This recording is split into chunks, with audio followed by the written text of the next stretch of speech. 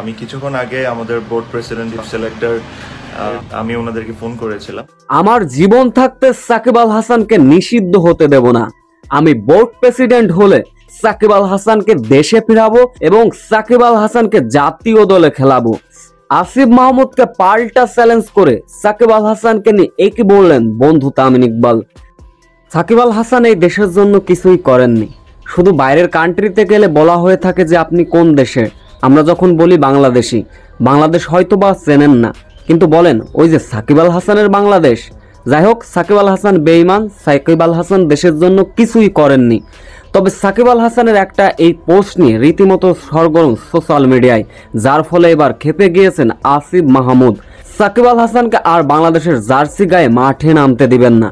এবার সাকিব আল হাসানকে এমনটাই হুমকি দিয়েছেন স্বৈরাচার সরকার শেখ হাসিনা। তার শুভ জন্মদিন জানিয়েছিলেন সাকিব আল হাসান। ব্যাস, এতে করেই বাংলাদেশ ক্রীড়াঙ্গন থেকে বাংলাদেশি ভক্তরা রীতিমতো ক্ষোভে ভুগছেন। স্বৈরাচার সরকার শেখ হাসিনা তার শুভ জন্মদিন জানিয়েছিলেন সাকিব আল হাসান। ব্যাস, এতে করেই বাংলাদেশ ক্রীড়াঙ্গন থেকে বাংলাদেশি ভক্তরা রীতিমতো ক্ষোভে ভুগছেন। কেন স্বৈরাচার সরকার হাসিনার জন্মদিনে শুভেচ্ছা জানাবেন সাকিব?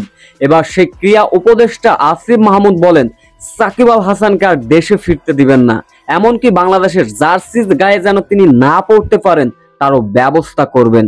এমন একটা বিষয় এবার চলে গেল বন্ধু তামিম ইকবালের চোখে।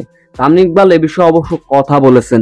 তিনি বলেন, আমার জীবন থাকতেও সাকিবকেই বাংলাদেশের ক্রিকেট থেকে নিষিদ্ধ করতে দিব না।